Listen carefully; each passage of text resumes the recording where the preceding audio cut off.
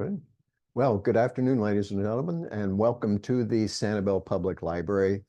My name is Dwayne Schaefer, and I am the interim director of the library. And we finished up our World War II series in March. And since then, we've had a couple people asking about some Civil War programs. So I thought that I would bring you one today, and there's probably no better place to start than with the Battle of Bull Run, otherwise known as First Manassas, which occurred on July 21st, 1861. So, well, let me thank Danny for his excellent help with the IT. Danny, say hi. That's your arm, but there's the rest of them right there. Great. All right. Good. Then again, let's get started. Okay.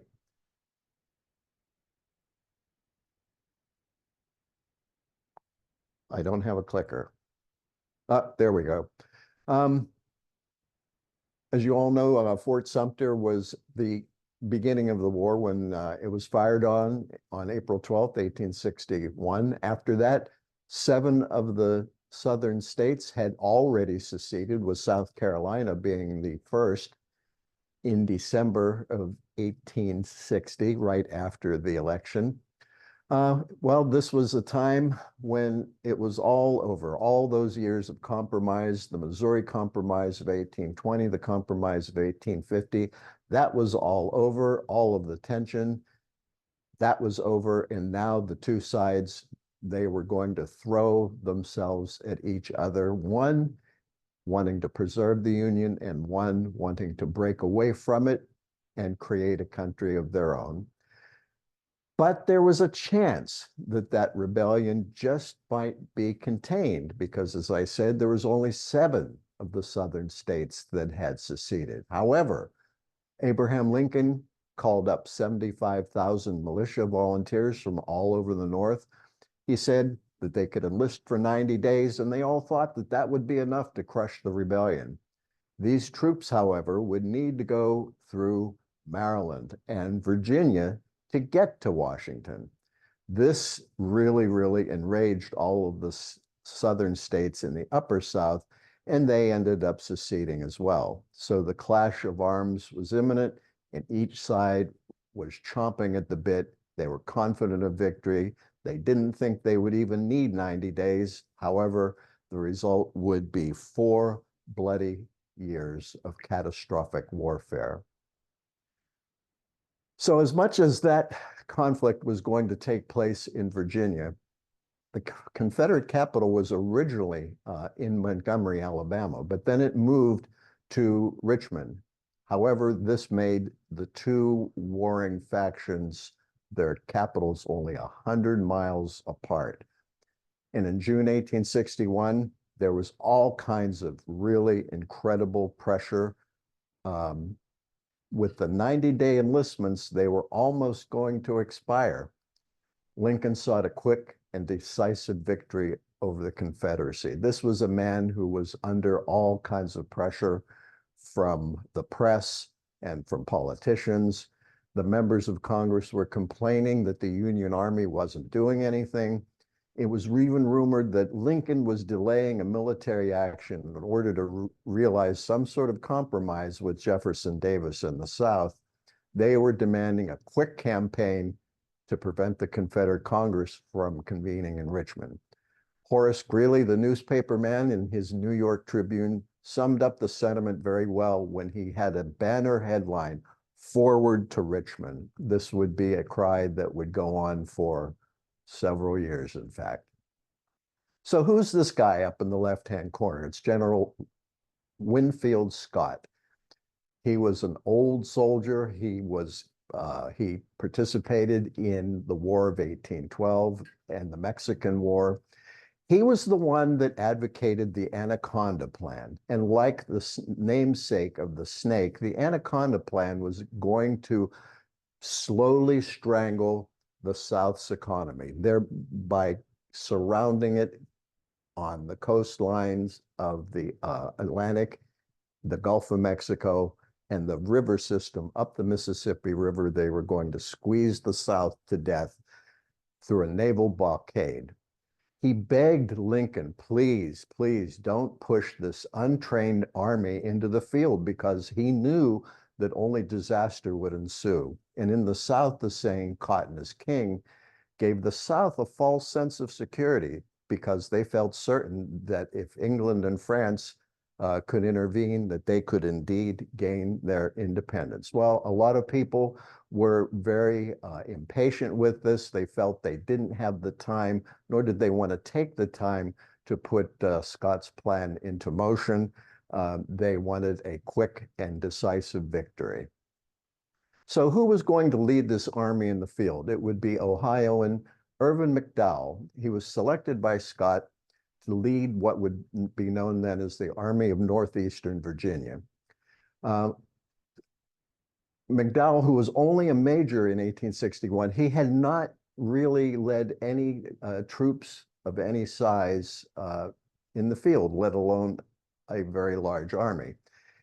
He had an intricate plan when battle would finally be joined. His plan was good, but there would be critical mistakes on the battlefield that would go against him. This is a man, Danny, who once ate an entire watermelon at one sitting. Now, July 1861 is coming around again, all kinds of pressure to get that army into the field. McDowell understands that his force is not ready. They are untrained, undisciplined, and he pleads with Lincoln for more time because the 90-day enlistments are going to expire. And he says, these men are all green. And Lincoln, they say it was Lincoln, it could have been Scott. They said, you are green, they are green, you are all green alike, said Lincoln. So what are they going to do? They're going to push this army out into the field to go get the Confederates. Now, who's on the other side? This is Pierre Gustave Toutant Beauregard. He's the hero of Sumter.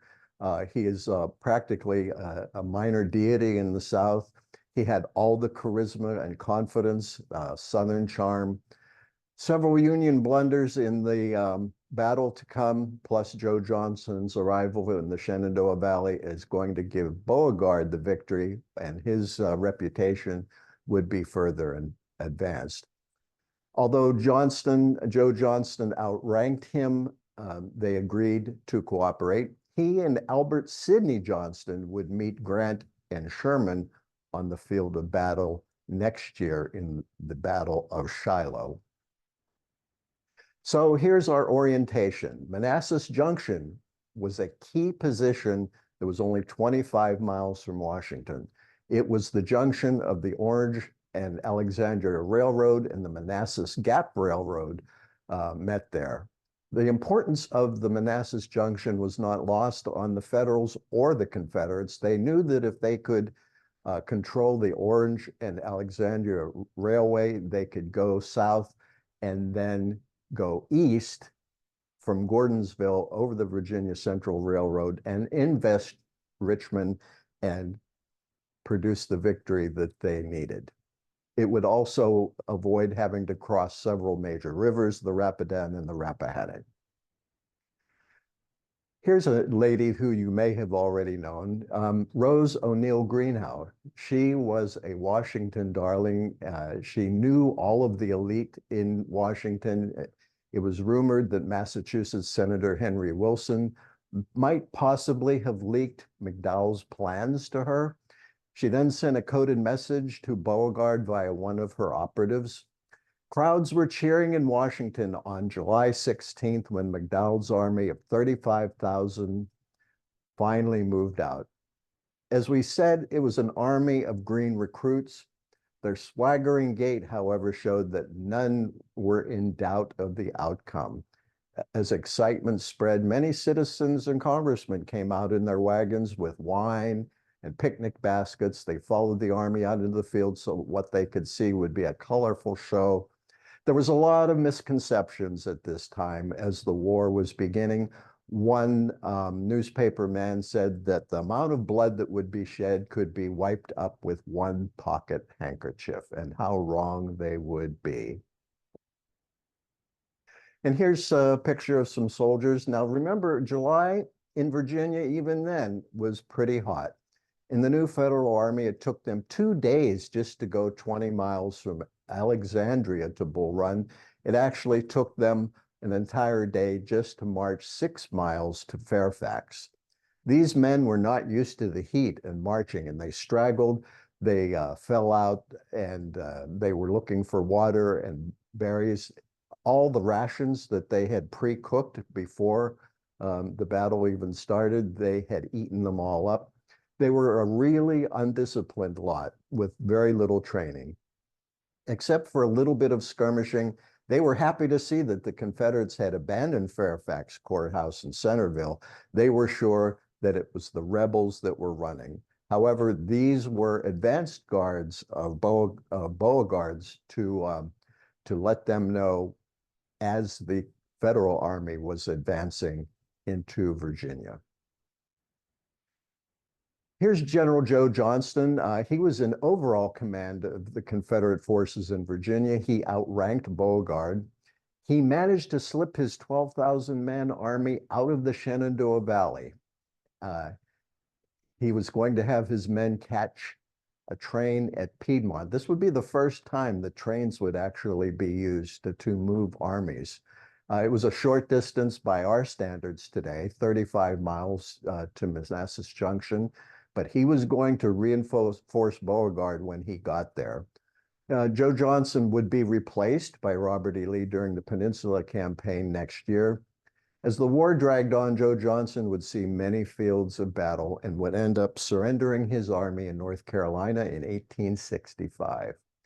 This guy, General Patterson, he was ordered by Winfield Scott to keep an eye on Johnston out in the valley there, not attack him, but just hold him there in the valley so he could not slip out and come to Beauregard's aid. However, Johnston managed to stealthily move down the valley to Winchester, as I said, got on the trains at Piedmont, and was on his way to Manassas Junction. We're going to have a lot of fun today talking about the different things about this battle. When the Battle of Bull Run began, there was not really any policy about uniforms. So all these regiments showed up in all kinds of uniforms of every style and every color imaginable from all the different states, their militia companies. In the picture that you see, this is the colonel of the 79th New York, General James Cameron. He died during the battle in front of the Henry House. He was the brother of Lincoln's Secretary of War, Simon Cameron. I'm sorry, he was the colonel of the 79th New York. As you can see, they're dressed in very colorful Scottish uniforms. And here's some more interesting things. Some Southerners were actually wearing VMI, the Virginia Military Institute, blue, and the Northerners were wearing West Point gray. The 2nd New Hampshire Regiment wore a very bizarre-looking leather helmet, not unlike the German helmet of World War II. The uniforms would end up being a deadly deciding factor in this battle. So what do these three guys have in common? Well, you've already met Beauregard in the left and McDowell on the right, but there's a guy in the center who you probably don't know. Now, what were the plans? McDowell's original plan was to turn the Confederate right flank along Bull Run and to cut them off from Richmond. Once he was unable to do this, he opted instead for a flank attack on the Confederate left.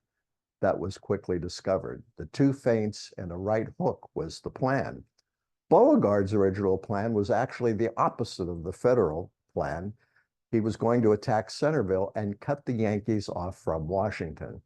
No feint, but hopefully a massive right hook would do it. Both of these were the forerunners of that guy in the center, who was General Schlieffen, who gave his name to the Schlieffen Plan devised by that man during World War I, and the Germans were going to use this in the opening phase. Okay, Bull Run or Manassas. Why two names for this battle? Danny, you know the reason for that. The Confederates would always name their battles after a geographic feature or landmass, and the Federals would always name their battle after the nearest waterway, in this case being Bull Run. So you see the map up there, and you see Patterson's army up in the left-hand side in the valley, Johnston's, who was there. They were both staring each other down. But what happened is that Patterson always thought that Johnston had a lot more men than he did. Well, he didn't, but Patterson kept cabling Washington for more troops. And Washington were saying, just keep an eye on Johnston, keep him out there. Well, unfortunately, Patterson was not able to do that. And as we discovered, he was able to slip away and get over to Manassas Junction. Bull Run, this is a picture of Bull Run 1 year after the battle, was pretty much unchanged from July 1861. Bull Run was more of a creek at the time than a river and was easily fordable in several spots, as we will discuss. The battlefield would be in the shape of an X. The distance from Sudley Springs to Union Mills was about 8 miles. And you can see Sudley Springs up there in the left-hand corner of your screen, and just follow that water course along the way.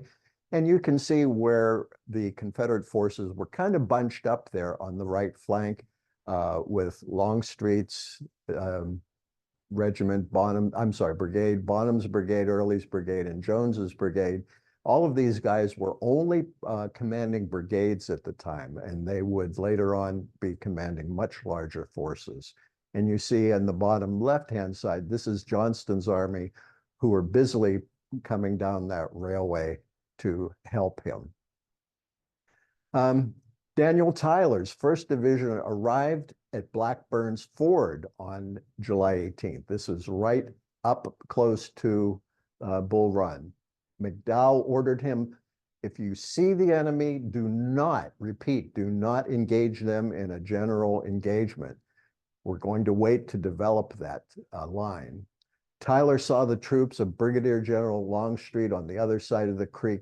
He went into a blind rage and he attacked. The net result was that he was thrown back by Longstreet's men with 19 killed and 38 wounded, plus 26 missing. McDowell, when he heard about this, was enraged. However, the Northern press felt that this was a big victory, and they thought that that was it. They didn't think there was going to be anything else. However, McDowell scolded him for violating his orders, and poor Tyler, he moped, and he decided that he was going to act in the extreme opposite when the actual battle started on July 21st, where he would be largely inactive. And of course, this would have very dire consequences. Okay, before Johnston's arrival, Tyler's assault on Blackburn's Ford, as you can see on the right-hand side there, it was what didn't really amount to much more than a reconnaissance and the skirmish, as we discussed.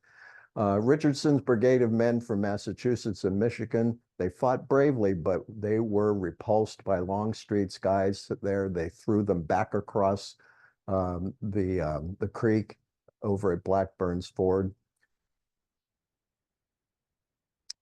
And here is William Tecumseh Sherman. Sherman left Louisiana at the beginning of the war, and he warned the Southerners that it would be a long and vicious war.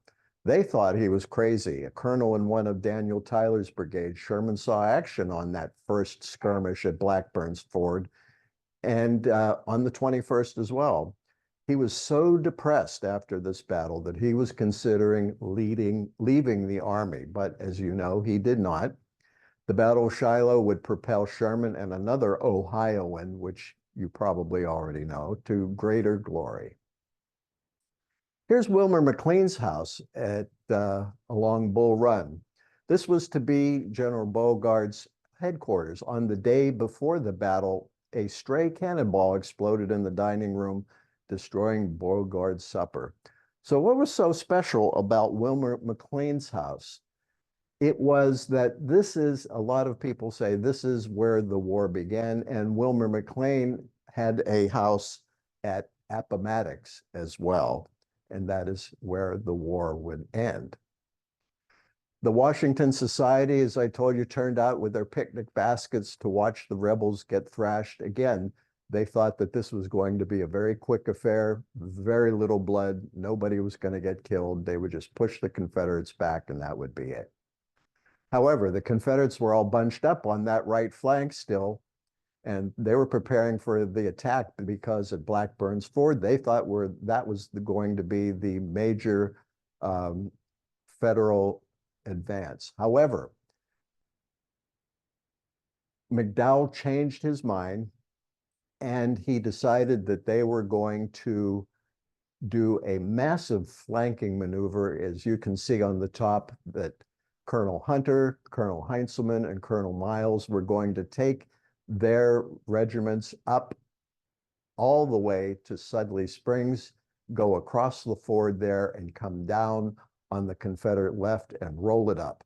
They were going to cross the ford, and however, they thought they were going to cross the ford while it was still dark, but because they got lost several times, they did not cross the ford until about 9:30 in the morning. And as they were crossing, E. Porter Alexander, who was in a watch station, could see those soldiers crossing up there, the glint of their bayonets, the shine off of their cannons, and he warned Evans, who was at the Stone Bridge, that his flank was about to be turned. And there he is right there, South Carolinian Shanks Evans. He was posted at the Stone House, and on the 21st, his left flank was about to be turned. So he rushed part of his troops to Matthews Hill to meet that oncoming attack. He also had an aide who carried a small barrel of whiskey on his back. It was said that Evans always looked like he was expecting a Comanche ambush. Evans was spoiling for a fight because he thought that the action was going to pass him by. He would survive the war but die soon after. Here's the Stone House that was owned by Henry Matthews. It was at the intersection of the Warrenton Turnpike and the Sudley Springs Road. It and the Henry House would be in the center of the battlefield, much to Mrs. Henry's dismay, which we will talk about later. Here's the battle as it develops. Opening moves at 9:30 on the morning of July 21st. As you can see at the top of your screen, Heinzelman, Hunter, they were coming across Sudley Springs. They're moving down, and Colonel Ambrose Burnside is in the lead. The Federals had more men and cannons at the time. However, they had completely lost their element of surprise, which they were hoping to capitalize on. Here's a few guys. These were the end runners that I was describing. Colonels David Hunter, Gilman Marston, Samuel Heinzelman, and Ambrose Burnside up in the top center there. 3 were wounded, but 1 was not.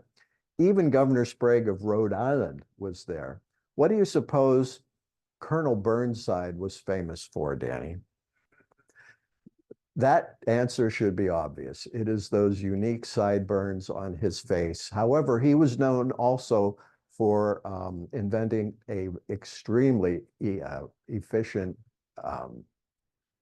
repeating rifle. Not the Sharps rifle, but another one that was produced in Rhode Island. Here's Brigadier General Bernard B. and Francis Barlow.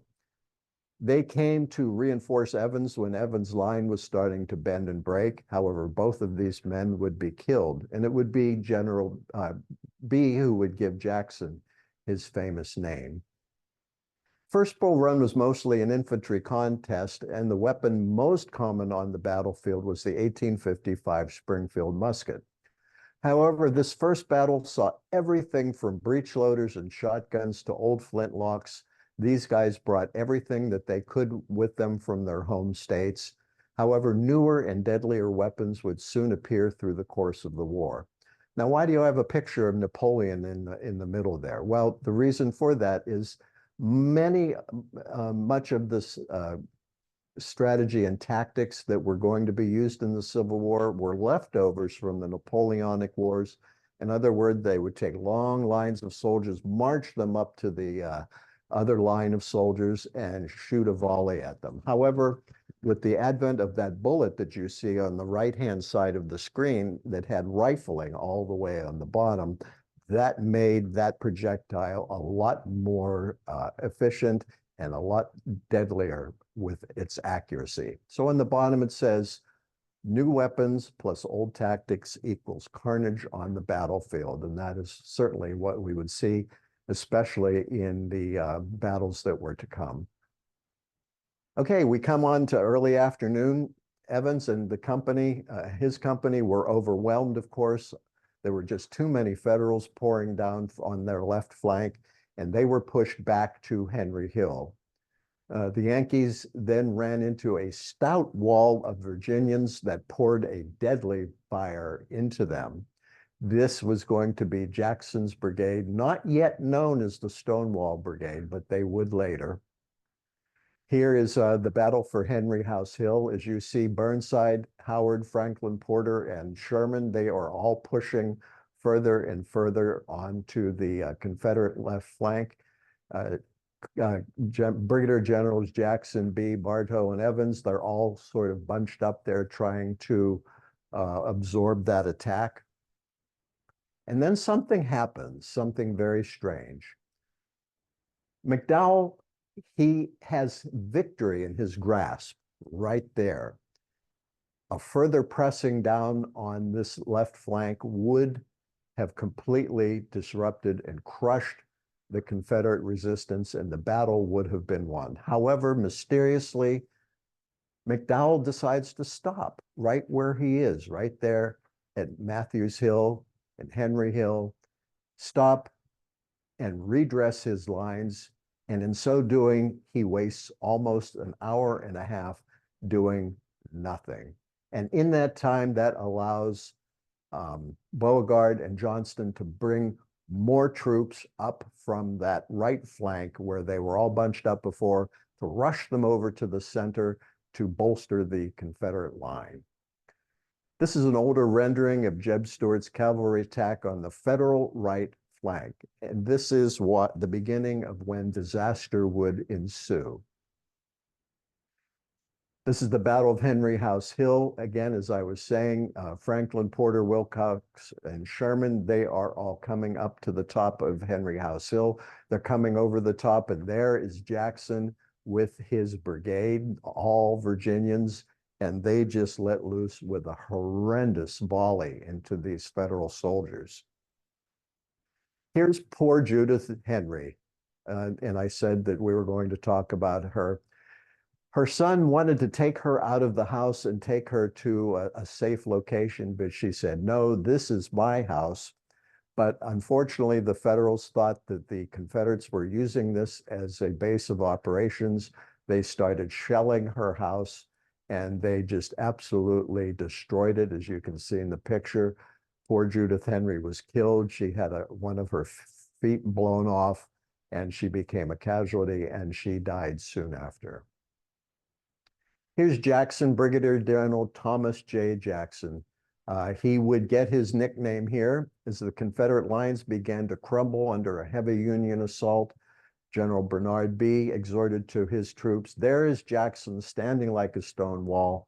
Let us determine to die here and we will conquer. Rally behind the Virginians. There's many different renderings of this quote. Much of some are fancified, others like to say that B was not really praising Jackson.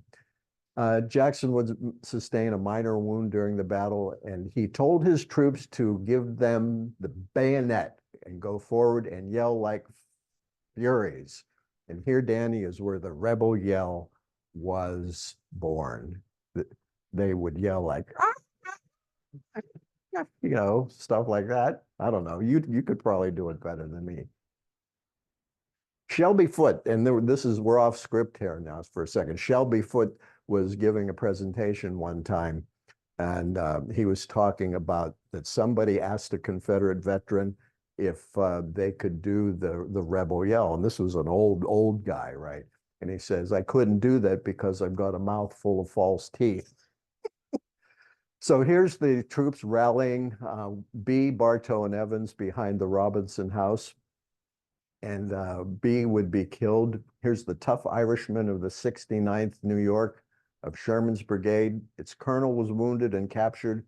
The regiment would see greater fame and glory later as the Irish Brigade. Here's Jackson. The Federals were caught by surprise when the 33rd Virginia and the 1st Maryland Confederate attacked. Why? Because they were wearing blue uniforms. And as you can see, Jackson, this is one of the most authentic paintings of Jackson at Bull Run. He is wearing his VMI uniform, which was blue. Why was the Confederate flag a problem? We talked about this before. Well, look at the flag. The reason why it was a problem was that if it was not completely unfurled, as you see in the picture there, it looks a lot like the United States flag. This is the 1857 model cannon known as the Napoleon. It was a smooth bore 12-pounder, meaning it did not have any rifling. So it was good at close range. The Parrott rifle, which had rifling, was much better at longer range. The rifled barrel, deadlier at long ranges. However, it would be misused by the Federals during this battle because they would roll that up and try to use it in very close proximity to the other line. The Napoleons, they were of a substandard grade. These cannons, they weren't very popular. So here's one of the tipping points of the battle. A seesaw battle raged for almost an hour on the Federal right flank over the battery of Captain Charles Griffin. These cannons were lost and retaken several times. When it was over, the Federal line, the Federal line had broken. And here's the 33rd Virginia, the Emerald Guards. Yes, they are wearing red and blue uniforms, and they were coming up on the Confederate, on the Union flank. The Union soldiers saw them, thought they were friendly, turned their backs, and then the Confederates fired into them. Here's some examples of Civil War ammunition. We already talked about the difference between the smooth bore and the rifled bore. The rifled bore fires a spinning projectile and thereby gives it a much more stable course. There's some examples of solid rifled and canister shot, even chain shot. What's the difference? Well, the canister was like a very huge, almost like a shotgun shell, full of all kinds of different size of shot. And what would they use when they ran out? Well, they would start shoveling everything they could into that barrel, broken pieces of equipment, wood, glass, anything that they could fire. And when you read a version of an attack by artillery, and they say they used double canister, that means they put two of those canisters that you see up in the right-hand side, jam them down into the barrel and fire them. This could wipe out almost like a half of a company of soldiers, 20, 30 at a time, possibly. Here's the 11th New York Fire Zouaves. They were all firemen. This is Colonel Farnham on the left. He would be wounded in the battle. He was replacing the martyred Elmer Ellsworth, who was killed earlier in Alexandria. These guys, the Fire Zouaves, actually, while they were in camp in downtown Washington, D.C., when the Willard Hotel caught fire, they all came out of their barracks to help fight that fire. Here's another example of some of the uniforms. These were all tough guys. These were Louisiana Tigers. Robideau Wheat's guys, Wheat would suffer a near mortal wound. He would recover but died 1 year later during the Peninsula Campaign. And the Louisiana team today are still known as the Tigers. Here is Jeb Stuart, Arnold Elzey, and Wade Hampton. It was their timely attack that crushed the Federal right flank as they were trying to push into Jackson, that would cause a retreat that would turn into a panic and a rout. And here is a map of that. If you can see Early's brigade on the bottom left-hand side, Elzey's brigade there with, again, as we said, with the Maryland battalion who were wearing blue uniforms. You see Howard's men, all good Maine men and Vermont men. They were, their flank was completely crushed. They started moving back up the Manassas Sudley Road. The beginning of the Great Rout began about 4 p.m. It was those uniforms again that were causing the problem, that in the smoke of battle, they saw a line coming towards them. They couldn't tell what color the uniforms were, and it ended up turning into disaster. The orderly Federal retreat turned into a panic rout when a Confederate shell exploded on the road at Cub Run. This was a small suspension bridge over Bull Run, and a wagon just happened to be in the middle of that. It hit the wagon, overturned it, and completely blocked the bridge. The sightseers were all in the way. Several of the politicians became prisoners. Even Confederate President Davis came out. He wanted to see for himself because he was worried about what was going to happen. But General Beauregard was kind of angry because he thought Davis was there just to bask in the Confederate victory. Here's that saying again, on to Richmond up there. Congressman Alfred Ely of New York, he got a little too close to the action and was captured. He made it to Richmond all right, but he spent nearly 6 months in a prison camp. There was a couple of the other Union federal senators that were there, Senator Wilson of Massachusetts, Lane of Kansas, and Wade of Ohio. Here's the Union route and retreat. As you can see, they're all going back pretty much the same way they came. Heintzelman, Franklin, Wilcox, Howard, Porter, and Burnside, they're all headed up to Sudley Springs. They're going to make that turn over and go over Bull Run up there. Sherman's guys are going to go back over the Stone Bridge. Keys, they're all going to go, as you can see, the Cub Run Bridge there up in sort of like the upper right-hand center there. Well, the Federals, again, they had this battle pretty much won. Had McDowell not stopped literally in the middle of the battle to redress his lines, things would have been different. However, there were a lot of mistakes made.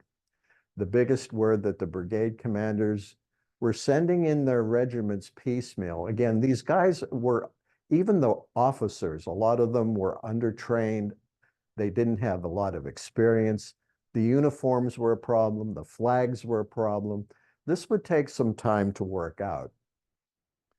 And Rose O'Neill Greenhow, who we met at the beginning of the presentation, she said, in the world's history, such a sight was never witnessed. Statesmen, senators, congressmen, generals, all rushing in frantic flight as if pursued by demons. For miles, the country was thick with ambulances, accoutrements of war, etc. The etc. was all those picnic baskets and wine bottles that they had brought out so they could watch the show. And after the battle, Horace Greeley, who we saw in the beginning also, who had his Forward to Richmond banner on the Tribune, that was taken down very quickly. And here is a quote from the Ken Burns series by William Howard Russell. He said, "Little did I conceive the greatness of the defeat at Bull Run, the magnitude of the disaster which it had entailed. So short-lived has been the American Union that men who saw it rise may live yet to see it fall." So let's do some cleaning up here.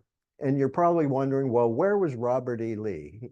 Because of his reputation, General Winfield Scott offered Lee the command. Of course, Lee turned this down because he said that he did not want to raise his hand against his home state. His first military engagement of the war occurred at Cheat Mountain. He served as a military advisor to President Davis until 1862. And as we said before, when Joseph Johnson was wounded during the Virginia campaign, Lee became commander of the army. Of course, Lee was not at Bull Run. Okay, so where was Grant? Grant was in Galena, Ohio, attending a mass meeting. He was trying to gather recruits for an Ohio regiment. Grant was promoted to colonel, put in charge of the 21st Illinois Volunteers. Colonel Grant and the 21st Regiment were transferred to Missouri. Grant, he would make a name for himself in the Trans-Mississippi Theater before coming east, and Grant was not at Bull Run either. So here's coming up to the current times. Here's Jackson's statue at Manassas, very looking very much like a superhero. That memorial, that statue was vandalized in 2019 and in 2020. Um, it still stands at the Manassas battlefield. Very sad. Here's something very interesting that a lot of people don't know about. In other Manassas news, in 1993, Disney tried to build a theme park. Did you know this, Danny? Abutting the battlefield. Massive protests, including the American Civil War Preservation Society, opposed this. And a lot of money was pumped into this. However, Disney was still going to go forward with this. However, the reason why they did not is because there was and I forget if it was a Time magazine cover or a US News and World Report cover, it showed Goofy hanging over Mickey with a bayonet ready to plunge it into his heart. So this was bad PR for Disney, and they canceled their plans to put that theme park in. And as you can see, that cartoon, McDowell was defeated at Manassas. General Pope a year later would be defeated at Manassas. And then Mickey Mouse would be defeated in 1994. So after the battle, we have Jefferson Davis on the left. Anxiety turned to elation. Surely the Southern independence was at hand, but there was plenty of work to be done. There was all kind of a false sense of security because they thought that the war had been won after this battle, which it was far from it. And on the other side, you have Lincoln, elation that turned to anxiety. He once was quoted saying, "Black searing despair" is what he felt. The answer, they were going to bring George McClellan out, and the cry, "On to Richmond," would be heard once again. It would take another 45 months for them to get there, however. So what happened to McDowell after Bull Run? After the defeat at Bull Run, McClellan took over, as I said, on March 14, 1862, McDowell was promoted to Major General. He had three commands with Fremont and Banks. He combined Major General John Pope's army of Virginia.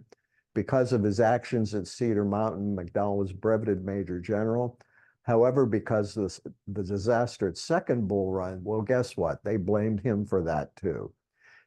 After that, he received no new assignments for 2 years. He died in 1885. So what happened to Beauregard and Johnson? Well, I'm not going to read all those off to you, but Johnson and Beauregard, they fought in a multitude of battles all the way up to the end of the war. Beauregard died in 1893 at age 74. Johnson fought in a whole bunch of campaigns as well. Even after he was wounded, he came back and fought at Vicksburg, Atlanta, and Bentonville. He died in 1891. So there's a long list of those battles on the left-hand side that you can see. That was what was going to take another 45 months for them to resolve. So what were these lessons that we learned at First Bull Run? Well, both sides realized that there were not going to be any easy victories. They thought Bull Run was going to be easy. It certainly was not. Number two, that there would be greater and deadlier battles ahead. Three, the North would need many more soldiers to preserve the Union. That is when Lincoln called for 3-year volunteers instead of 90-day volunteers. The staff officers didn't fare very well with a field command. And number five, the Peter Principle will be seen many times in this war. Now, if you don't know what the Peter Principle is, this is a book that was written during the 1970s. That basically the theme was that if you can function very well at one level, like you're a good regimental commander, if you are suddenly promoted to a brigade commander or a corps commander, you might not fare as well. Certainly McDowell was at fault, but Patterson out in the Shenandoah Valley and Tyler deserve a big share of the blame as well for the loss. Timing, inexperience, and initiative were all key factors in this battle. Jackson wanted to pursue the fleeing Federals, but why didn't he? Well, the reasons were that it started to rain the next day. And let's face it, both of those armies were completely exhausted. And there was one false alarm that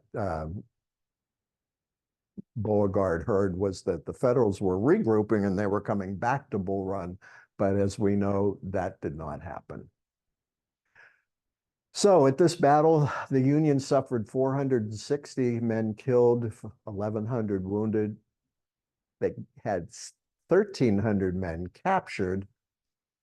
The Confederates had 387 men killed, 1,500 men wounded.